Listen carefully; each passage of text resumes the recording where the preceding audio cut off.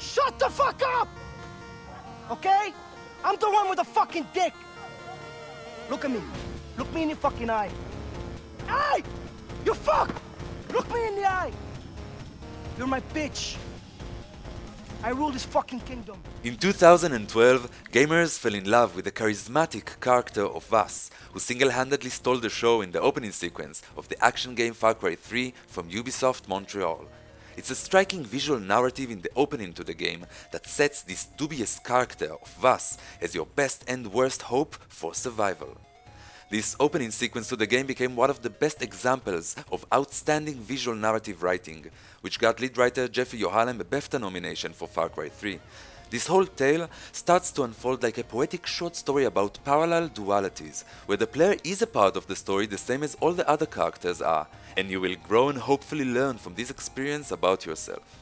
Join me in this video as we explore all the secrets behind the narrative and decipher the misconceptions about who Vaas really is. Peekaboo, motherfucker.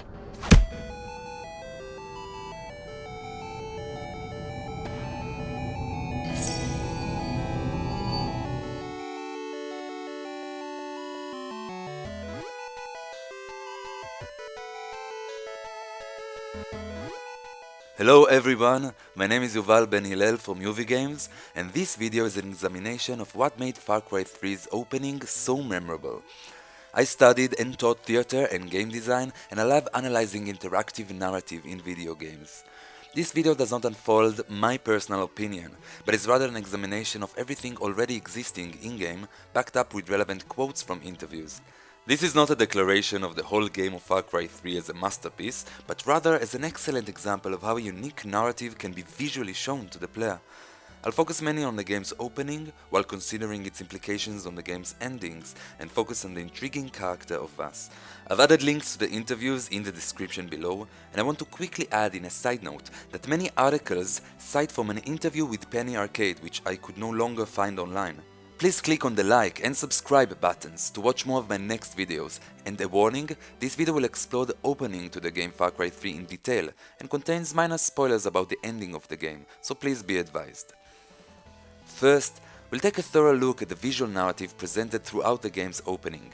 Later on, we'll discuss the implications of this narrative opening on the game's two possible endings, and shed more light on Vaas's surprising role in the narrative, as he might look like he's portrayed as the main antagonist, but this character actually functions as the wise guide. I'll also describe the main themes of the story and the recurring motifs shown in it as they are presented to the player, and the visual use of foreshadowing, symbols, and imagery in the narrative. This opening sequence will be divided into several brief parts. When you start a new game, an ominous quote from Alice's Adventures in Wonderland appears, followed by a happy, fast-paced and bright montage of a gang of friends having fun on vacation, continued by a rude awakening of the protagonist, finding himself trapped in a cage. The player will gain full control and then take part in a short tutorial combining a stealth crouching segment and an important cutscene with a full action running segment. In conclusion, the player will lose control again as Jason is being saved and the title screen for the game is shown. I've added the time codes in the description below so you can skip ahead to any part you'd like. Now, let's begin this adventure. We start our voyage with a written quote from Alice's Adventures in Wonderland by Lewis Carroll, alluding to another fictional work from a non-visual medium. This quote reveals itself as a stylized deciphering of a hidden message, which already implies there will be a hidden layer to the narrative for the player to decipher too. The quote reads, "In another moment down went Alice after it, never once considering how in the world she was to get out again." This notion of descent precedes the game with the mention of the known character of Alice deciding to go inside the rabbit hole without realizing how or if she could ever return. Falling down will become a recurrent motif, which will provide the player with a visual representation of moral and psychological deterioration, showing just how fast a person can lose everything he has taken for granted. In an interview for Eurogamer from 2012 about how critics largely missed the point of the game, writer Jeff Yohalem explains that conjuring Alice was meant as a sign that this work of fiction will also delve into the surreal. My goal was to create something that people could analyze. The Alice in Wonderland quotes are there to clue people in. You analyze them like you would any other text, and they let you know what's going on. The story is itself something that can be solved, like a riddle. This means that we should accept this quote as an invitation to take a step back and look at the whole narrative as having a personal view or an impressionist's eye. This narrative declares it will explore the consequences of what can happen when storming into the unknown without considering if you could ever survive it. Playing through the story will grant the player even more eerie quotes that will appear in a similar style to separate between the different chapters of the narrative's progression. Do you desire the power to save your friends? Yes. Then drink.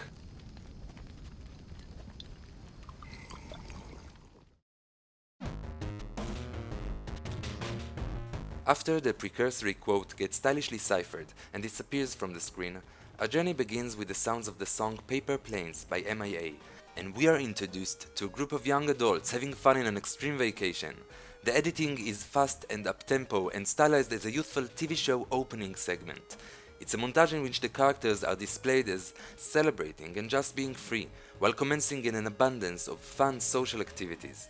The visual design focuses on very bright or saturated colors, accompanied by rapid edits and funny titles displaying the characters' private names. The editing closely follows the catchy beat of the song's chorus, which was very popular in the years prior to the game's release. The chorus is an amalgamation of words and sound effects, achieving a catchy gimmick by emulating actions and replacing them with their sound effects. The lyrics to the chorus are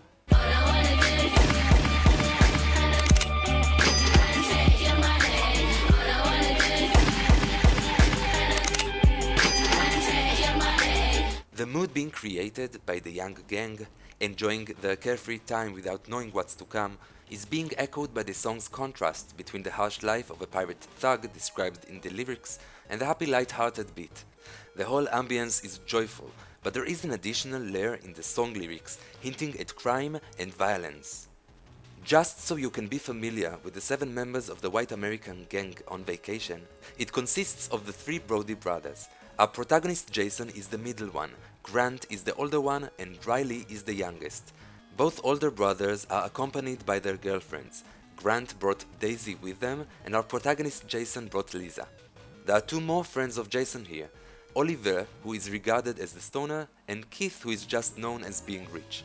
The characters are presented as stereotypes in this brief scene, but it's done deliberately for the purpose of shocking the player when your perspective will change at the prologue's end. Later on in this video I'll examine the minor characters in more detail. Keen-eyed players might notice another 8th guy among the young gang, wearing a blue hoodie and glasses and some pale sleeve thingy on his hair. That's Vincent, another character in the group of friends, but he was largely cut out of the game due to limited time and isn't even featured on screen with a title name at all, so don't mind him, there's no conspiracy there, I promise. What we watch in the montage is a series of fast-edited events from the gang's adventure, including some experiences Jason had, mostly presented through Jason's first-person gaze. The montage starts with the group raising a glass for Riley's new flying license. The several celebration shots progress into scenes of the gang exploring their surroundings and enjoying 4 extreme activities: riding a jet ski, air gliding, driving a jeep, and driving a dune buggy. These recreational moments indicate the gang's high fun meter level, as well as their consent for participation in some extreme activities. The montage is also flavored with 4 exotic animals making an appearance: a sea turtle, a buffalo, a cassowary, and a bull shark.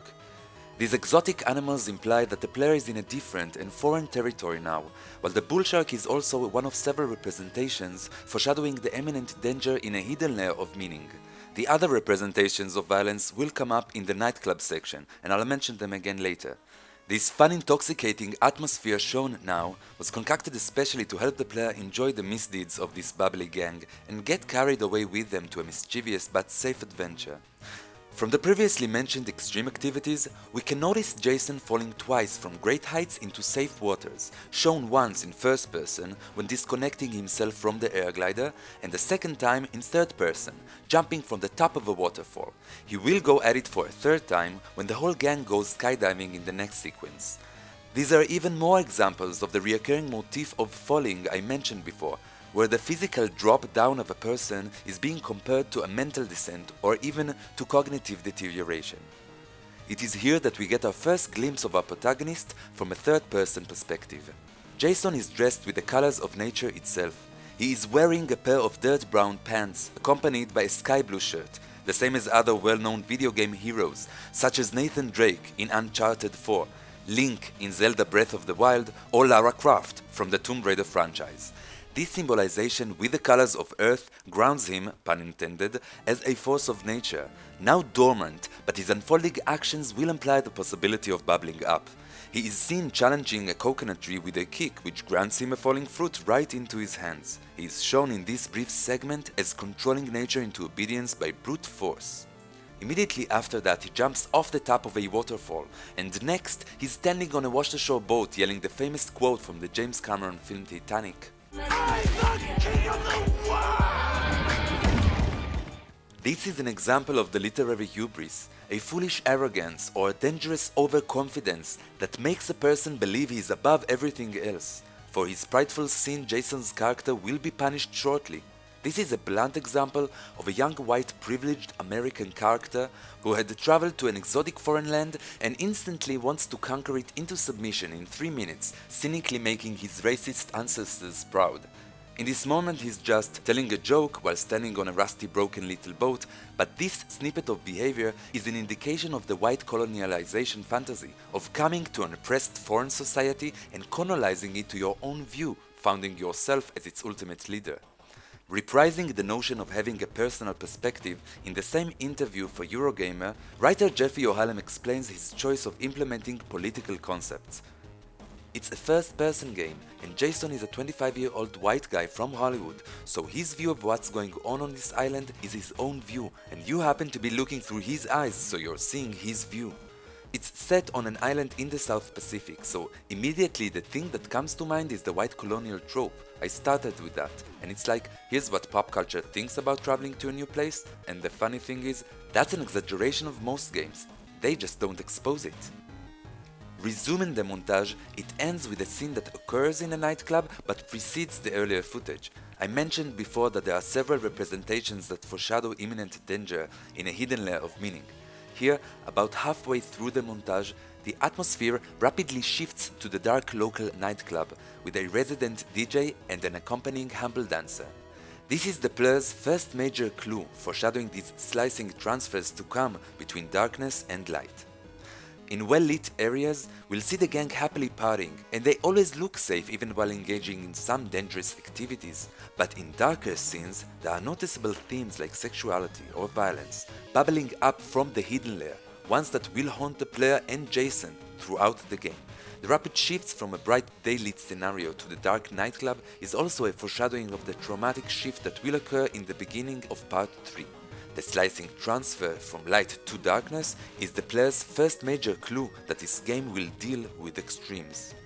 This socializing scene in a nightclub will be shown again in detail later in the game, so the player can only see tiny bits of what happened to the young gang before the gameplay part starts.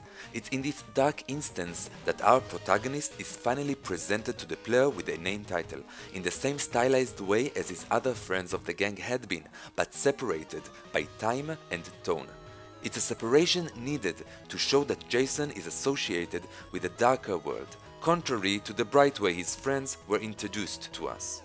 Although the nightclub scene looks like plain fun, the vibe changes completely when Jason throws a punch at some guy, and the gang rushes out to an elevator while calling for Jason to hurry. In the elevator with them is Doug, a spotter for slaves, who gave them the idea to skydive into Rook Island. But you'll learn all about him further in the game in the longer flashback to this scene. In another surprising shift in scenery, this time from darkness back to light, the elevator door from the nightclub becomes in the next shot an aircraft door opening for skydiving out of a plane. The falling motif is back again as the central catalyst for the horrible things to come. The moment the young group of friends started skydiving down into Rook Island is the closest comparison to falling down a rabbit hole. It is now, high in the air and at the peak of their vacation, that characters demonstrate the main themes of the story in a symbolic way. While skydiving, the gang displays several popular poses: a superhero jump, blowing a kiss, and giving the finger. These gesticulations imply the major themes of the game's narrative: being strong like a superhero, finding your passion, and giving a damn about anyone. Almost in every story you can find this one key scene in which all the major clues accumulate towards, and they are usually located at peak events, whether they are high or low. Here, we can notice a very happy event where the young friends expressed their true selves with gestures they ironically chose from pop media culture. For the last scene in this montage, it is Jason who is filming his older brother Grant after jumping from a plane hand in hand. Both are overwhelmed by excitement and start joking mid-air about which one is more insane, as a manly way to convey their brotherly impressions. This is the second clue foreshadowing the notion that Jason might lose his own sanity and will have to learn it back from a character Jason will trust to survive in this world. Up in the skies, where everything is bright and exciting, it's his older brother who Jason imitates. Where are you?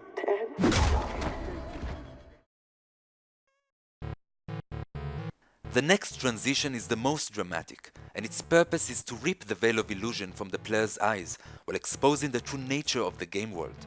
This revelation is done by making the player realize everything shown earlier in the prologue was not this game's true reality. The events did happen to the gang as recorded, of course, but the way these events were shown to the player is deliberately deceptive. The preceding part was edited to look like a compressed high-stylized memory of a young adult who is influenced by contemporary media, but then the display transforms into a video recording on a smartphone screen, which is pressed against the protagonist's eyes. Until now, the story revolved around a guy who thought he could stay free, but then ended up in a reality where other rules apply. A local intimidating guy called Vaas is holding the smartphone, showing Jason their video clips from just some moments ago when the gang was under the illusion of freedom.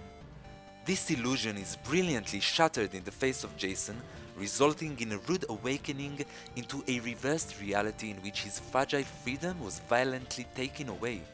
The imagery of light versus darkness doesn't only separate between good and bad situations. Using the farthest transition in this scene, it's meant to shock the player with a complete shift in the mood, which serves as the unveiling of the game's savage reality. In a flash of a moment, you can notice a video library at the bottom of the battery-draining smartphone screen, and identify the different images from the montage shown earlier as individual moments recorded. You can even notice one of Jason with his title name, suggesting that someone from this gang had already started editing these memories, probably for social media. And by the way, the smartphone indicates there's no cellular reception here on Rook Island. After this abrupt transition into the present, the player is now actively portraying the character of Jason for the first time when our protagonist realizes he's being held captive inside a big, daunting, handmade cage. Both the player and Jason realize now that the act of watching the preceding lively montage, with no option of skipping ahead, is actually a part of Vaas's torture, meant to degrade them both. Only when the bright smartphone screen is pulled away from Jason's face, allowing him to see his true surroundings, can the player finally start gaining control on Jason's character. While Vaas introduces himself to the brothers, the player can only slightly move the character's point of view to simulate Jason's restricted motion. Utilizing a first-person view in this game, the player cannot see his own character at all now, not even his hands. To counter that, and help the player understand that this inability isn't only the cause of surviving a harsh trauma, this game is using a more visual approach to storytelling, in order to keep the player in tune with Jason's character.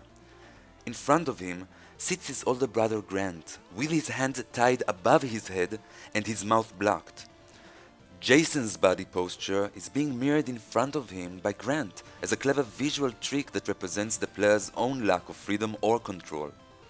Vaas was watching the videos of their safe adventures too, and now he mocks Jason for thinking he was so powerful when he was flying in the skies because he had to deal with a different reality when he eventually fell to the ground and was captured by a real gang of these hostile pirates. In this world, it is Vaas who is above the others. he literally pulled away the fantasy of freedom and control presented in the video recordings when he moved the smartphone away and forced the player and Jason to deal with his ground-shaking reality. This first tutorial ability of slowly controlling Jason's gaze comes in great contrast to the fast-paced visuals from the montage. All those fun memories that were crumbled into one short burst of endless possibilities come to a halt in this dark-lit hell. When the dark reality of captivity under violence is presented, it's a complete antithesis when compared to the fantastic adventures they had in open daylit environment, which you had to view without the option of skipping ahead. The player can only move the angle of the camera now to represent Jason's limited head movement, but the camera is still being controlled automatically sometimes to point Jason's gaze towards key moments in a predetermined script. Actually, the only dark scene in the prologue is at the nightclub, which ends with a violent punch. Going forward in this scene, Vaas expresses himself with rapid shifts from his cool, calculated and logical explanations to radical violent behavior. When Grant tries to talk back, even though his mouth is covered, Vaas shouts and commands him to stay quiet. It's pure male dominance that we feel from this character. He also quickly clarifies the hubris scene to both Jason and the player. You see, the thing is, up there, you thought you had a chance. Way up in the fucking skies, you thought you had your finger on the pussy trigger. It's a horrible metaphor, which is used here to directly insult every misogynistic male player. The P trigger represents the ultimate dominance of a single male on the entire female species, as if they were his instrument of pleasure. This reference to an all-revered male dominance is done to create an atmosphere in which the player will feel personally attacked, having males as the dominant group playing first-person shooters. Vaas expresses his dominance in a way that should make male players feel intimidated and irritated, enough to give them the drive to take back control and seek revenge. To harshen the awakening into this new authority, Vaas represents the falling motif with a visual imagery, when he lifts sand in his fist and lets it slowly fall down to the ground. He describes Jason as someone who believed he was in control when he was up in the sky, but back on the ground, Jason is someone else now. His description of being high in the air without the realization that he's falling like mindless grains of sand unaware of gravity is actually a correct manifestation of hubris. The visual comparison between the falling sand and Jason's descent was meant to remind both Jason and the player that it was Jason's own doing that got him in this situation with his family and friends. One of your first realizations from Vaas's introductory speech is that one of Jason's friends had already been killed, and it's because of Jason's hubris. Vaas brags that he has already murdered one of them, but he doesn't specify who it was from the gang. It might have been poor Untitled Vincent, but we have no confirmation of that. While Vaas enjoys frightening the brothers, an older man in a suit comes by and berates him. Together while we wait for the money. Stop scaring the hostages. I need you to take care of the rejects.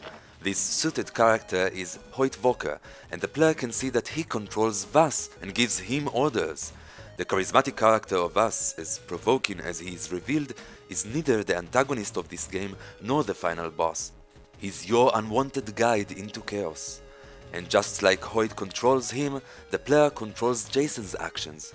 In other words, the control Hoyt has on Vaas made him this ultra-violent. And the same might happen when the player will control Jason's character. Jason in a world of violence will shape to be an exaggerated version of the white colonial fantasy, which is another form of hubris. If we examine the duality motif again, we notice the player sees through the eyes of Jason two men in front of him, both wearing matching blood-red shirts. It is only the first time that Jason finds himself trapped in a cage that he sees both representations of his options to fight back. To his right is his captor, a man ruled by violence, and to his left his brother, tied up just next to him. It's easy to see that in this new reality, the dominance lies with Vaas to his right, and not with his handcuffed silenced brother to his left, who is as incarcerated as Jason is.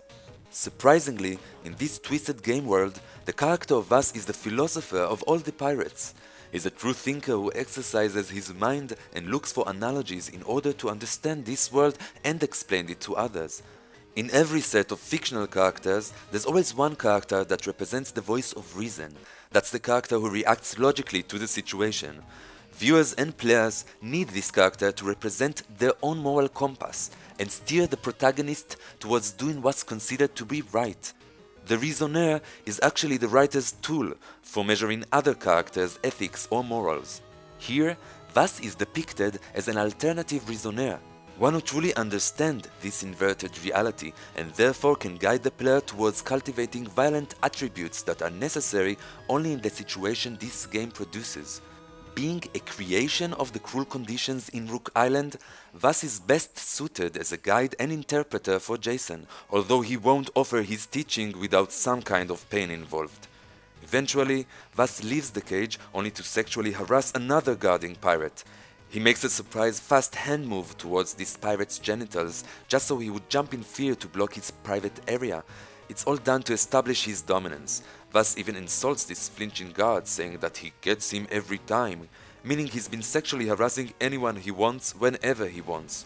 Vaas is a mortal manifestation of mostly negative masculine qualities, the same qualities which young Jason thought would make him dominant too. By unleashing Jason's inner violence like Vaas, he will be able to eventually get in a position of some control, but that will only happen later in the game. I've never shot anyone before.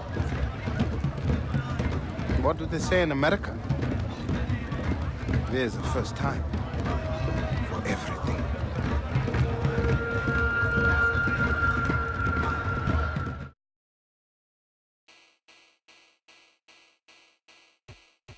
After Vaas leaves, Grant and Jason are left alone, and with Grant's military experience, he outsmarts the junior guard watching over them, grabs him by the neck and knocks him out. Grant might have killed him, as Jason yells in fear that he's dead, but compared to all the upcoming deaths, there's no blood or even a sound of a neck breaking. The main thing is that Grant demonstrates to the player how positive forces like discipline and training can help Jason survive this nightmare. Although this option wasn't visually eminent before, when Vaas held all the cards, it is presented as valid now. Thanks to Grant's approach, they both exit the cage silently, and only now is the player granted control of Jason's movement. From now on, the player will start to slowly gain more and more control over Jason's abilities. By making the player navigate this world in fear, crouching slowly in order to save your life, there is enough time to show the extent of the pirate's compound. Through trial and error, and depending on the difficulty setting you choose, the moderate navigation will show the full extent of the situation. The player will need to sneak for quite a while in order to evade those horrible captors, slowly forcing in this tortured atmosphere. Being forced to sneak out slowly while crouching is meant to help make the player feel Jason's humiliated condition. Around them are several human dead bodies. Some are even hanged, and there's still a person locked inside another cage, mourning the body of someone lying dead next to him. This is a visual hell, being controlled by the worst of humankind. Grant and Jason have to crouch silently throughout this whole segment. Looking for a way out of this compound, they go past several pirates either guarding or resting.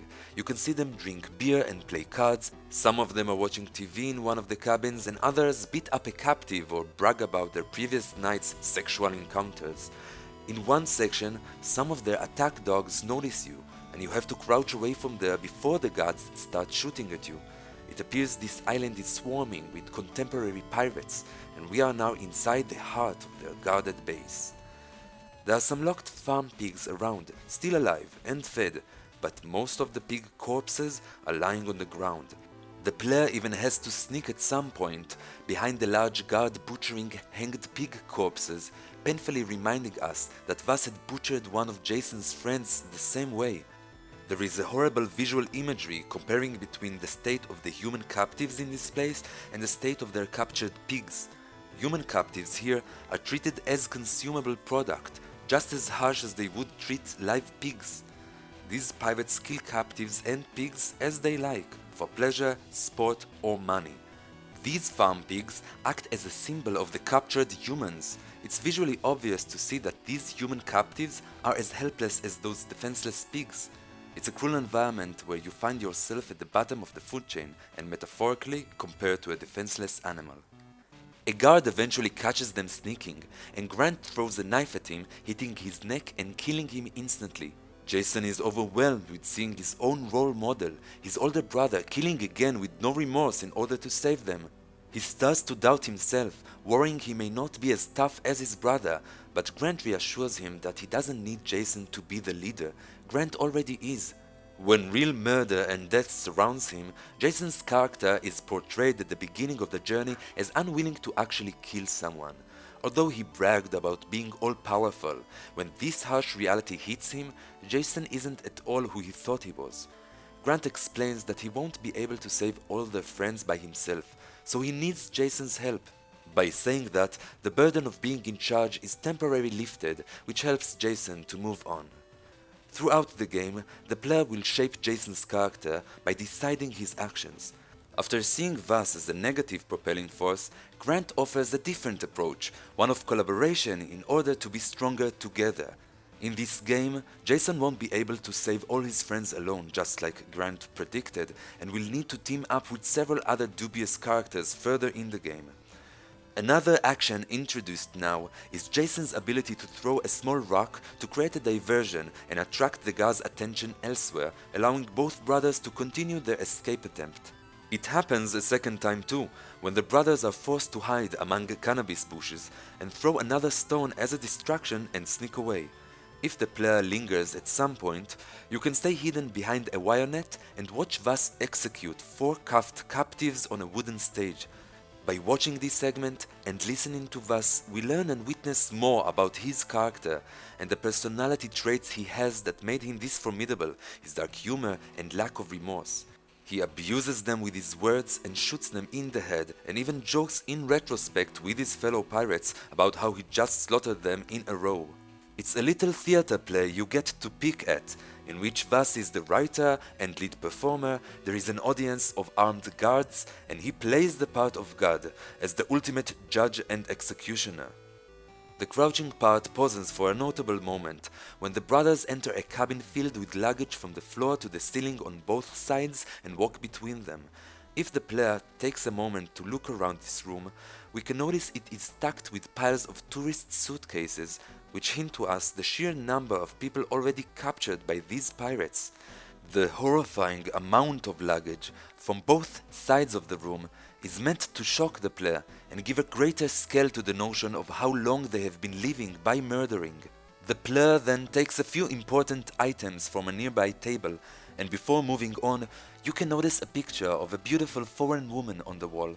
This is Citra, the older sister of Vaas, and a possible love interest for Jason in the future, although it's never confirmed that Citra and Vaas are family by blood. Though her identity isn't known to Jason or even the player at this time, she already has an ominous presence here via this portrait, as it hints at the involvement of even more powerful forces that will be introduced later on. To end part 4, Grant directs them through a sewer tunnel that goes under the main entrance road to the compound and to the outside thick jungle vegetation. This entire last segment of crawling in a sewer tunnel right under the guarding pirates next to where innocent people were just executed brings up the tension level. You can hear the degrading shouts so close and have to acknowledge that for them, Jason is symbolically compared to a sewer rat running helplessly below their command. This moment can get very suspenseful, but after all the quiet crouching following Grant, you finally see a way out. Jason, stand still, in plain view. No sudden moves, okay?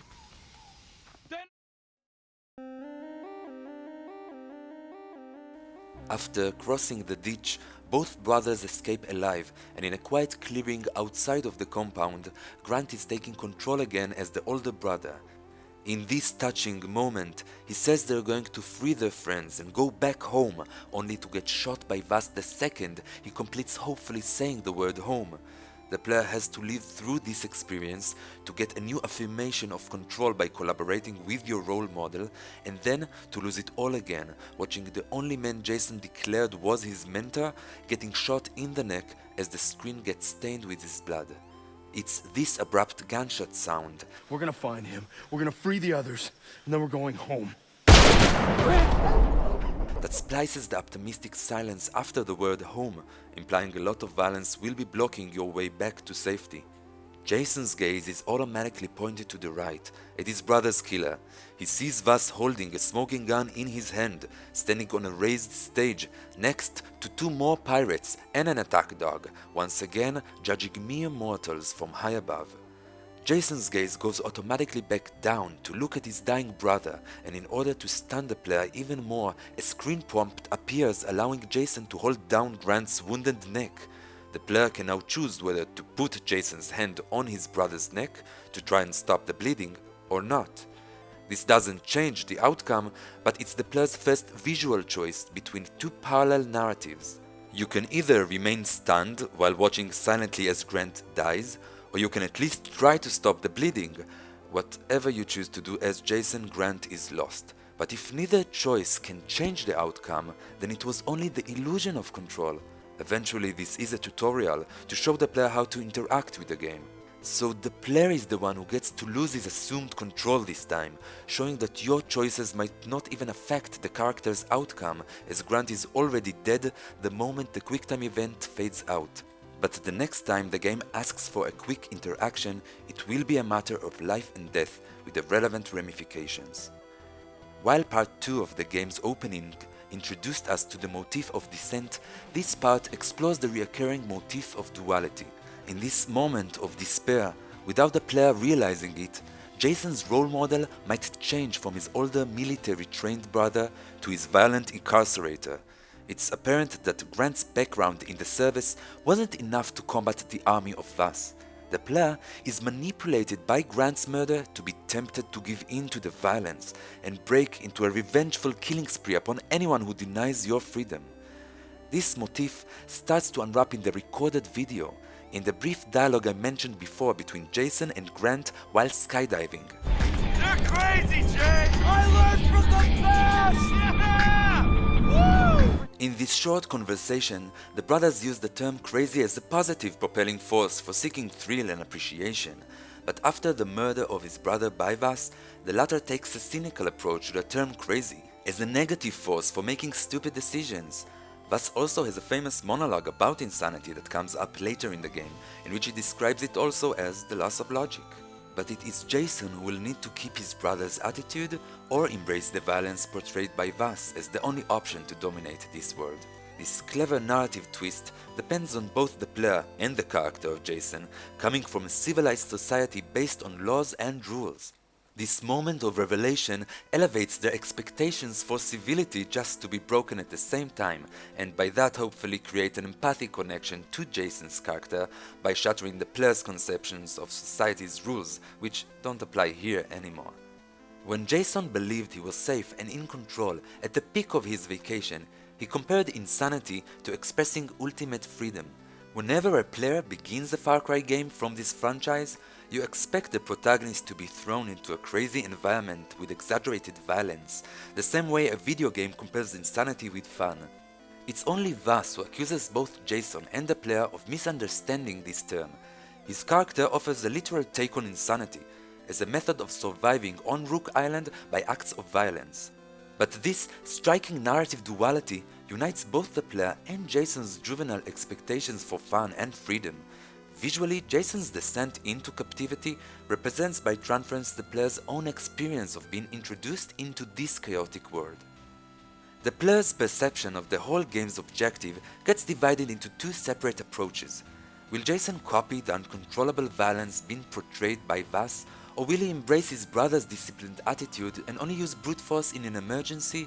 Eventually, it depends on whether the player chooses to enjoy the numerous virtual killings to flatter their own ego or for sheer amusement, or if you suspend your disbelief and understand the need for extreme violence in this environment as the only means to stop your captors and free your younger brother and friends.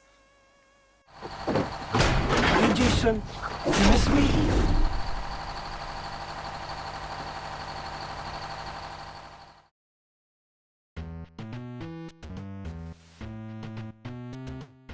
The next part finds Jason in a run for his life, as the player learns a new game mechanic. After the emotional scene that paused the action, the player is once again thrusted into the next extreme situation. The fast pace returns and the narrative reveals its reliance on visual storytelling. This part is the most stressful and especially difficult at the higher settings. Surprisingly, Vaas offers Jason an opportunity of a head start just to make him more fun to hunt down like an animal, and Jason's gaze is automatically drawn out to the jungle. As he starts running frantically, you can hear Vaas tease him with a quote from the Robert Zemeckis film Forrest Gump. Run, Forrest! Run! We notice that Vaas is also a youngster influenced by contemporary media, just like Jason is, as seen by the use of this quote. Remembering Jason's use of favorable film quotes, this alludes to the motif of duality and builds on the comparison between them. Although Jason and Vaas might seem like complete opposites, which is true in some aspects, they also share some more similarities which I'll examine later. Throughout all this escape sequence, we can hear bullets flying close by, accompanied by endless shouting and the barking of dogs. When a gunshot hits Jason, the screen's edges get painted in a blood red effect to imply physical pain to the player. Next on the road to escape, a small passage leads to Jason's first close encounter with a guarding pirate. It's a very brief but still interactive cutscene, so I decided to include it in this part, especially because Jason keeps running right after it ends. Albeit short, this fast scene is very important because it functions as a pause to help the player relax from the frenzied running part. Using the player's interaction the same way, Jason pushes the guard back and they start to fight. A screen prompt appears again, asking you to fight him back, visually parallel to the one shown when Grant died. This time it's a life or death situation, where players won't even hesitate before fighting back. It's a clear situation where the narrative splits again, only this time your action is fighting for your own life, so choosing not to interact means you succumb to his power. Finishing the QuickTime event successfully means Jason overpowers him and manages to stick a knife in his throat. This is the first act of killing Jason does personally in this game. It's a first step Jason's character must make, and it depends on the player's participation. After being stunned for a moment by his violent action, Jason curses and starts running for his life again. His efforts to escape come to an end when a helicopter emerges upwards and starts shooting on a rope bridge that collapses and causes Jason to fall downwards again for the 5th time. The motif of falling comes in full circle here, cementing that after all that happened in the game's opening, Jason has descended to his worst, mentally and physically. This group of young friends accepted the risks of extreme activities, knowing they might get hurt a bit. But Vaas shows the player an upside-down world, where fun can be multiplied by danger, as for him the risk might be just losing one of his slaves. The player is confronted by the idea that some risks are okay, if you don't get seriously hurt or your freedom won't be taken. But in a world where both your wellness and your health are already gone, what will be the player's propelling force forward? As we've seen examples of the descent and duality motifs, a recurring motif of the rule of retaliation is rising in this cutscene, which is more known by the phrase an eye for an eye, etc. Retaliation is being used here as the main reason for revenge, causing deaths on the captors and the captive sides. We notice a continuation of killing people on either sides by attacking their throats. In order to escape, Grant grabs the junior guard by his neck and smashes his head until he's knocked out. When found, Grant kills the guard by throwing a knife at his throat. Vaas finds them and retaliates by shooting Grant and hitting his neck. And finally, Jason sticks a knife in a guard's throat when he tries to escape. After this reoccurring motif shows up in the game's opening, it will be present again when playing the rest of the game. Several characters will ask you for your helping hand in their own vengeance or to retaliate in their name. Keep your head up, Jason. The tribe is very impressed with you.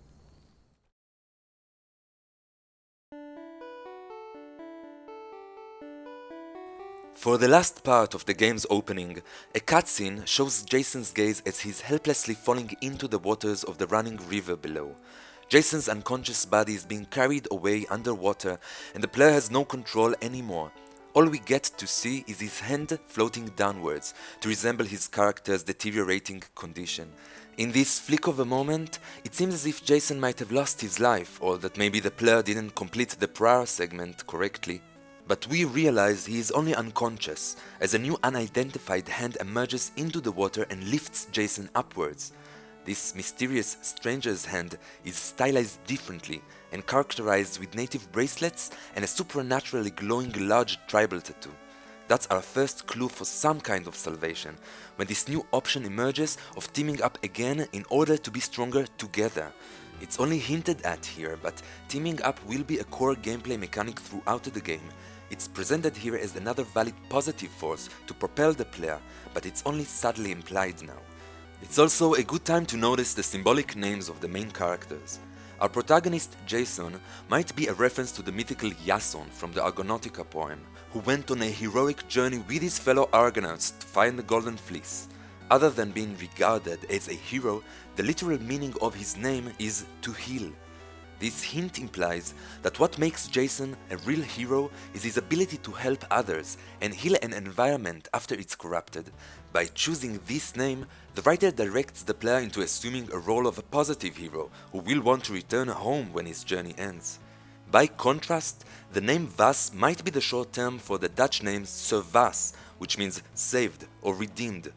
Although this character is just a few years older than our protagonist, his name hints that he was saved by the older Hoyt, or even redeemed from his previous life of crime. These symbolic names hint at the difference between the main characters' personas. Vaas was a person who needed to be saved, while Jason has an ability to heal and even overcome major trauma. If anyone still wonders whether Jason might be turning into a version of Vaas at this point, then you'll need to look no further than this scene in which Jason was at his worst and needed to be saved. The opening ends with the game's title, visually designed with a motif of duality. This duality was presented in light versus dark scenes, in the comparison between Jason and Vaas, or in the contrast between Vaas and Grant. It's in the contrast between the edited montage and the slow pace of the game's reality, between mutual aid and violence, and even between control and insanity. In a video interview with Will Wheaton for Gamefront from 2012, writer Jeffrey Yohalem explores the notion of how the narrative is meant to affect the player. I wanted the player to be a participant in the game rather than just a ghost. Over the course of the journey, the player is transforming Jason into something else through the gameplay loop, and the player is being affected by the gameplay loop. The visual design of the game's title resembles one of Rorschach's symmetrical tests, which psychologists use to analyze personality traits and emotional functions. This visual design choice hints that the player should analyze every character's mental condition, including his own. It can even suggest that you should look at your whole experience in this game as an equivalent to a Rorschach test, giving you a deep examination of your own persona. At this point, we don't know who saved Jason, or what happens to him after he was pulled out of the water. There are interesting theological themes being paralleled here, like the life story of Moses, the idea of rebirth, and baptism by holy water. This dichotomy between the desire for freedom and the restrictions of the game will force the player through Jason's character to adopt in time a new radical violent behavior as the player's only means of survival and progression in this world. The player will have to eventually deal with several tasks, like rescuing his friends, or at least those who are still alive, like meeting and interacting with new local characters which might help the player or ask for the player's help. You'll need to swing between two possible love interests, and especially with your lethal revenge on Vaas and ultimately his boss. By the game's end, you would have to choose between two possible endings, being sacrificing your friends or rescuing them, which appropriately reflects the motif of duality until the narrative's end. Did I ever tell you what the definition of insanity is?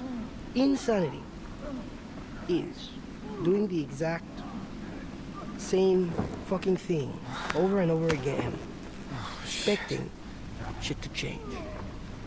That is crazy.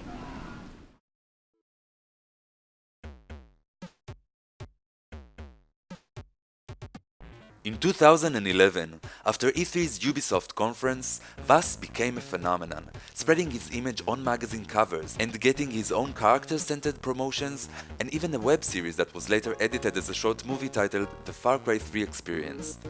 Originally, this was a completely different character, but after the talented Michael Mendo auditioned for a different role, this new character of Vaas came to be, with this actor giving him life with his stellar voice, acting and motion capture. Not only was the final version of his face featured on the box art for the game, the pre-order Insane Edition also included a comical bobblehead of Vaas dressed as a Wahini. He became the face most associated with this game, and in the following entries in the Far Cry franchise, Ubisoft will reprise the notion of the game being centered on a flamboyant villain. After the game was released in 2012, a weird Stockholm Syndrome thing happened, where the violent captor became an appreciation object. The players would either identify with his position, envy his supremacy, fall in love with his charismatic dominance, or even see the logic in his words, and therefore, Vaas wasn't perceived as crazy in the sense that it doesn't evaluate his reality as it is. Gamers identify with him because he chose the violent route for his own fun. And the player can do that too. It's just a video game after all. It's a visual trap meant to lure some players to try and seize the opportunity and exploit their new power within this world and fulfill their fantasies. While some will choose to utilize the positive clues to their advantage and try to free their friends against all odds. Not that choosing the violent path is wrong, by any means, it's a valid option in the game, but as I mentioned, choosing it won't get the player compensated with a grand finale to the game, featuring Jason as the ultimate embodiment of white conqueror fantasy. Although the character of Vaas behaves so dominantly towards our protagonist, this character actually functions as a guide rather than the main antagonist. Borrowing from Alice again, the character of Vaas is compared to the Cheshire Cat, not the Red Queen. In a video interview for Outside Xbox from 2012, writer Jeffrey Yohalem describes this character. Vaas is, he's a creature of this rabbit hole that the game occurs in. So there's this other layer to the game. There's the real layer, which is the island layer, but then there's this kind of Neverland, Alice in Wonderland layer to the game, and he's sort of the Cheshire Cat. So he's leading the protagonist Jason through this experience, but at the same time, he's trying to kill him. He travels in the cracks and he brings Jason through the journey. So he's not evil, that's for sure. And on some level, Jason has pieces of Vaas inside himself. Vaas, like I said, is a warning. So Jason might become like Vaas or might find that he's not like Vaas, and Vaas attracts him and repels him. The character of Vaas is in a completely opposite situation to Jason's. Vaas is the one with the power in his hands, and he actually makes sense in his famous definition of insanity monologue that comes later in the game. The player can watch all of Jason's juvenile dreams being taken away by violence, which ironically stabilizes violence as the only means for getting your dreams back. This notion depicts Vaas as both an antagonistic force for our protagonist to overcome and a twisted role model for the player to imitate. While Jason was screaming, "I'm the king of the world," to show his so-called dominance, it is a hubris inside Vaas that incites the player to seek revenge on him, to stop his reign of terror. The thing is, I killed you once already. And it's not like I am fucking crazy. It's okay. It's like water under the bridge. Did I ever tell you the definition of insanity?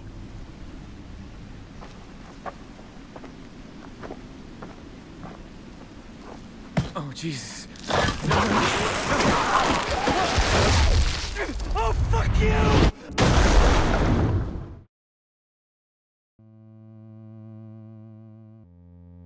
In the opening section of the game, until the game title is shown, the player has witnessed in first person a tantalizing story that was mostly based on visual elements. The main three themes of being strong like a superhero, finding your passion, and giving a damn about anyone were acted out while skydiving. The three recurring motifs of descent, duality, and retaliation have many visual representations. There was an extensive use of foreshadowing, a symbolic use of colors in clothing, a symbolic meaning in the main characters' names. To complete the horrific atmosphere, a complex imagery of hunter versus prey and light versus darkness was enabled to help draw the player in. This game's opening takes the players on a wild ride and even dares to make the players examine their own personalities. You start the game with a clear comparison to Alice getting herself trapped, hinting at the lost nature of your redemption and marking the protagonist as a contemporary Alice. The player will be forced to watch a montage of the characters being happy and oblivious, the same way our captured protagonist is forced to.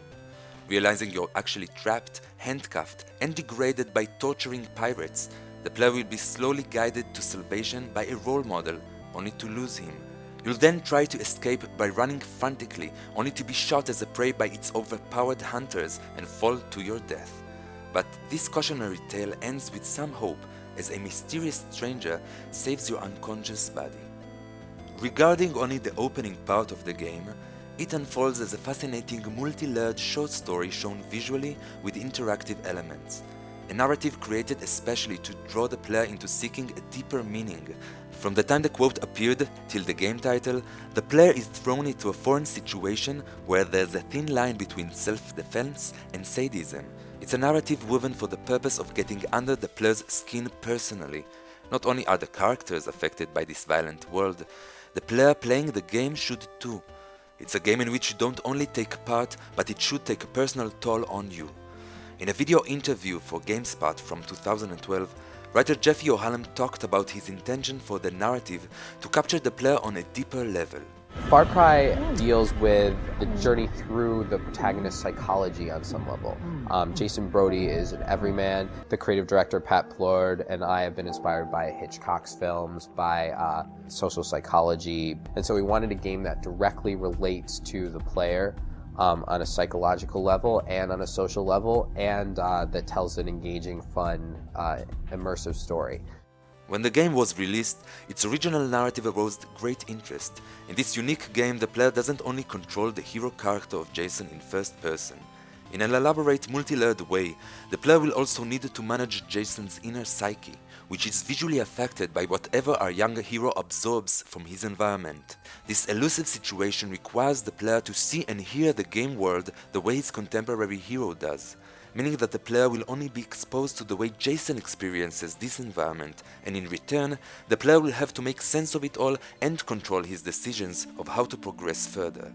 Having a story revealed through the eyes of a young white male creates a dual-layered reality, constantly shifting between what's real and what is only perceived by him, drastically influencing the player's choices and actions in this environment. The interdisciplinary reference to Alice's adventures in Wonderland is intended to compare between Alice falling through the rabbit hole and Jason parachuting right into Vaas's territory. In the video interview with Will Wheaton, writer Jeffy O'Hallam explains the reason for integrating quotes from Carroll's novel into the narrative. How does the player and Jason get out of that rabbit hole? And then and that's kind of how the game relates to Alice in Wonderland, because Alice in Wonderland was a critique of British society at the time, disguised as a children's story, and so there's some of that going on. The Wonderland, with its array of rules and quirks, is screened onto the fictional game map of Rook Island, which features its own exotic animals and radical sports, but also has an inverse rule set from the player's reality. Another theme appearing in Carroll's novel is one of eating and devouring. Burrowing back to Far Cry 3's opening narrative and looking for clues of this theme, we can notice an accumulating appearance of the killing imagery. When pure gameplay exposes the player to the island's savage belligerence, it's a world of predator versus prey in which the stronger will abuse the weaker. In the video interview for GameSpot, writer Jeffy O'Hallam talks about the way he approached building the characters. The island kind of operates in a metaphorical level like Alice in Wonderland. And so you're experiencing this place that may or may not exist with characters that represent aspects of society and people simultaneously. The introduction of the young friends group featured here is stylized as typical young adult stereotypes. It helps that the atmosphere in the montage is so happy in order to create the greatest shift in tone. But the reason for presenting the minor characters as one-dimensional stereotypes is also meant to make the player not think of them as people, and assume they are just the expected video game tropes. The point being that this is the way their incarcerators see them, as plain commodity. This is a narrative written specifically to keep the player discomforted and surprised. In the video interview with Will Wheaton, writer Jeffy O'Hallam goes into more detail about his intentions. I basically wanted to create a story that was all about that, about what you're talking about, that feeling of uneasiness, where you're killing all of these people, but are they people and with lives, and what does it mean that I'm enjoying it? And so throughout the game, the characters you meet will be talking to both the player and to Jason, and sometimes to one or the other. And Jason is kind of horrified too at moments by the player's actions. And so that's why it's like the player is a character in the game, because Jason is reacting to the things that the player makes Jason do. Ubisoft had already showed the infatuation with the idea of one persona controlling another one in every entry in the Assassin's Creed franchise.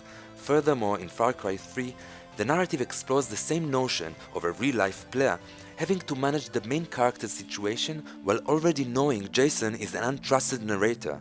This game excels with a narrative that relies on every piece of visual storytelling it can, and aspires to examine what would happen to a young person when thrusted into a radical situation just as in a video game.